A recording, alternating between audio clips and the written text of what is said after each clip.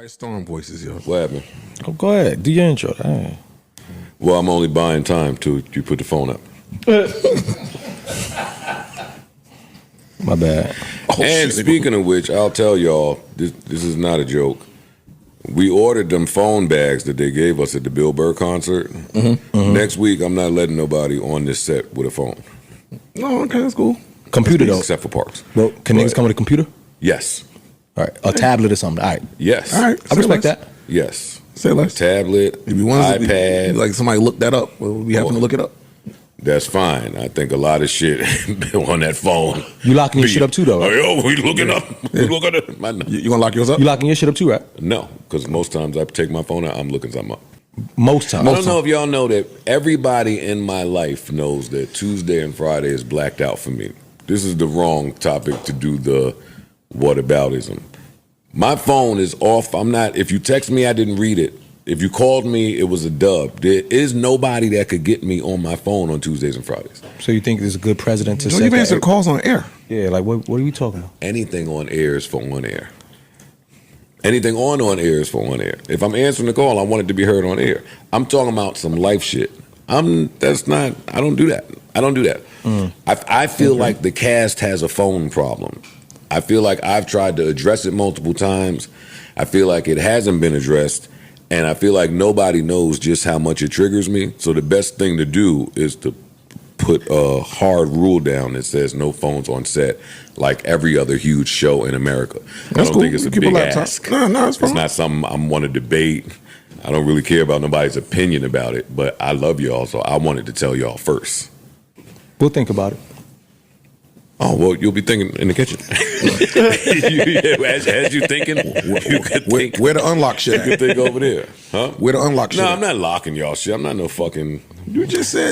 No, I just mean the bag. I don't think we even need to do that's that. just We don't for need to do that. theatrics. We don't need to do that. I'm saying Yeah, on set, no phones. If you want to text your niece or family, then go over there and do it. I think that's not. But when you hear, like this half, yeah. Well, we'll just have to, like you said, iPads and all, excuse me, all that shit is cool because a lot of times also what happens is we'll be talking and niggas need to look something up. Yeah, which is why I like sitting in that seat because that seat allows you to be Flipping ish don't be looking nothing up. Oh no, that's fat.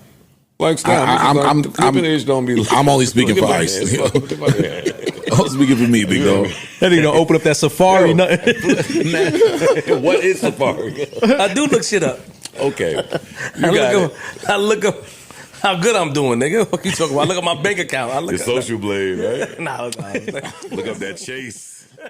What's good, people? It's your boy, The Kitchen. Now, what you just heard there in the beginning was a clip from the latest Patreon drop that was just released a few hours ago. Joe addresses the gang and says that he is in fact had enough. He is in fact tired of seeing his co-hosts on their phone every second of the day. And if you're a frequent watcher of the pod, you guys will know that this isn't anything new. This has always been a problem for Joe, and he's always kind of mentioned this, but he kind of, shrugged it off. But as the months have gone on, a lot more people started to use their phone. It started off with Ish on his phone, then Ice would do the same thing, then Mel would do the same thing, then Flip would do the same thing. They all do it. So I feel like placing this ban is a good thing because you don't want to isolate any of the co-hosts and tell one of them like, yo, once you're in front of these cameras, I'm gonna need you to give me your phone. But the rest of the gang can keep their phones. Just give me your phone. That would sound insane. So by Joe saying, yo, I need all of your phones before you come onto the white couch, I think it's fair. It's low-key emasculating because no company on earth would do that, but hey, the JBP is a one-of-one company and or infrastructure, so you better do what he says. Plus, you're getting paid the big bucks just to talk ish. So, that seems like a pretty minuscule sacrifice, if you ask me. But how do you guys feel about this? Do you guys feel like this will cause big problems? Because I can't lie, when it comes to the whole phones conversation, the one person that Joe would criticize the most on that pod for being on their phone 24/7 is Melyssa Ford. And you know how that turned out. Because as of late, there has been a lot of unanswered questions relating to Melyssa Ford and her whereabouts. I mean, a lot of people are asking if she's okay due to her posting that hospital photo a couple of days ago, and if she's still on the show. And if she's not on the show, can she at least let the JBP listeners know what's going on when it comes to her presence or lack of presence on the show? But for the most part, there's just been a lot of unanswered questions until today, where a new episode of the Patreon would drop. A lot of fans would notice that Melyssa Ford has been cut from the intro. And not only has she been cut from the intro, she scrubbed everything relating to the Joe Budden podcast on her platforms. Like on Instagram, she used to have the Joe Budden podcast in her bio. It has now been removed. So not only is it been removed from her social platforms, she's no longer in the intro. So a lot of the fans that had hopes of Melyssa Ford coming back, it's gonna hurt to say this honestly.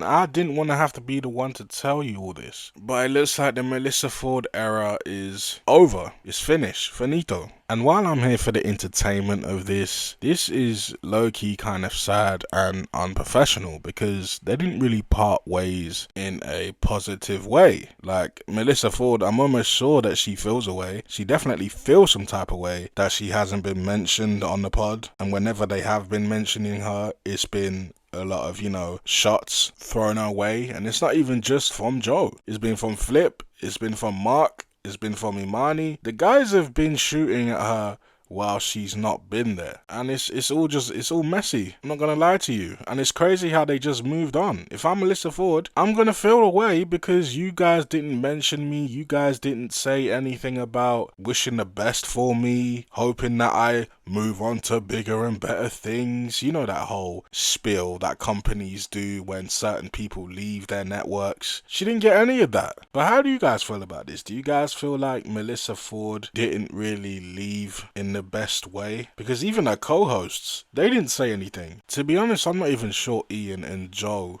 really tell the gang anything about the status of certain co-hosts and if they're on the show or not. But hey, I could definitely be wrong, but all in all, it just seems like Mel didn't really enjoy her experience on the JBP, especially the weeks leading up to her disappearing from the pod. Like, remember the HR conversation that Joe told everybody about that Melyssa Ford didn't want leaked? If you guys missed that clip, here it is. No, because we might even talk about it before up here. But when we sent Mel to HR, like to talk to him, Mel, like, before she went, oh my God, the culture, I can't stand it, I don't know what's going on, and if you don't do something about those guys, right? We said, you know what, this is real. Yo, fix your laptop, that shit about to fall. We said, yo, this is real. Oh, this serious? Yeah. This is serious. Let's send Mel to HR. Put Mel, and it was a woman, black woman. When she left HR, she was like, yeah, you know what? I think me and the guys can work it out. I think me and the guys can fix it ourselves. You did say this before. You said this. I love Mel. I absolutely love Mel. Shout out. Mel is the greatest. That HR talked you off the ledge? I must say, No, it wasn't they came to that. understanding. No, it wasn't that. It wasn't that. What happened? Well, what was it? It was her suggestions. I was like, you know what? On second thought, I'm gonna save them. I'm gonna save. Oh, you saved us.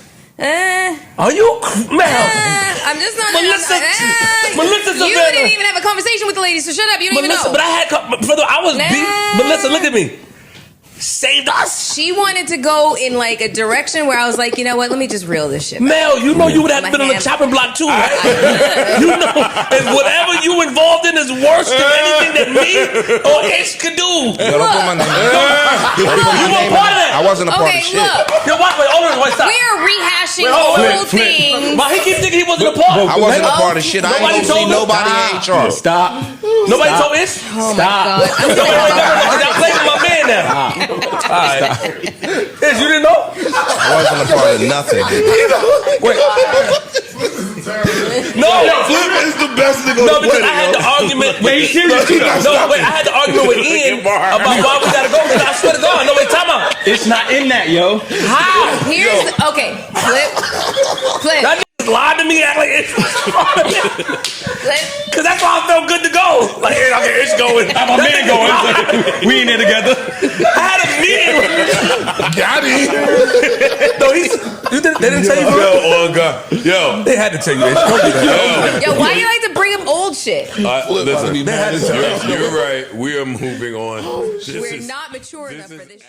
But how do you guys feel about this? Do you guys blame Mel for leaving? Because I honestly don't. While she did have some good moments, for the most part, the writings were on the wall. And as time went along, you could see in her face, she just didn't want to be there. There were some episodes where she would just be there, just to be there. She didn't want to get fined. There were times that she would leave in the middle of recording and Joe would have to make up an excuse. There were times she'd get into arguments, then storm off. There were times where she wouldn't even say anything on a pod. Joe would have to literally address her not saying anything, and Melyssa would just respond with one-word answers. So, like I said, the writings were on the wall. But how do you guys feel about this? Do you guys feel like Melyssa, she's better off leaving? Because I honestly feel so. I feel like she's doing better now with other ventures and obviously her own pod, Hot and Bothered, which she seems to enjoy doing. And not only that, now that she's left the #1 urban podcast, she has a lot more exposure. So she's obviously going to get a lot of other opportunities to shine. So it's a win for her, in my opinion. But I just damn near went off on a tangent. How do you guys feel about the whole banning of phones? Because I kind of agree with this, but Joe is kind of a hypocrite because he said he's going to take everybody's phone, but he is actually allowed to use his phone in front of their faces. Which is crazy because not only did Joe say that, during the pod, guess whose phone goes off? Yes, Joe Budden's. And if you guys missed that clip, here it is. You just playing house. You're just comfortable in the position you're in because it's no pressure to do anything else. Lock that up. All Lock that it shit. up. Put that Yo, shit put up, it in yo. the bag, yo. That shit in the bag, man.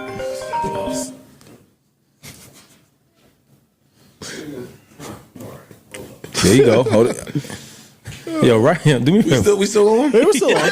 We still on. I love that happened. But I just love that happened. My bad. Go ahead. A lot of pressure comes. But how do you guys feel about both these situations? Are you happy for Melyssa Ford leaving? Are you surprised that she in fact lasted this long? Do you guys feel like banning phones is kind of over the top and crazy? Do you guys feel like Joe is kind of treating these guys like children, taking their phones? Like I said, let me know how you guys feel in the comments. And until next time, it's your boy The Kitchen. Deuces. The audience is 85% guys. I think that this is a very male space. And I think that, you know, a woman kind of coming in here, it's challenged a lot of the conversation that takes place when it wasn't challenged before. A lot of notions. A lot of the time, I feel like I get mansplained a lot of the time. That's true. Rather than it being an opportunity to actually see where I might offer a really different, well-rounded, perspective on something. I think that oftentimes it's just like, now fuck that, you're fucking wrong, da-da-da-da-da, and dog pile on, and whatever. So. And that speaks to how unevolved we are.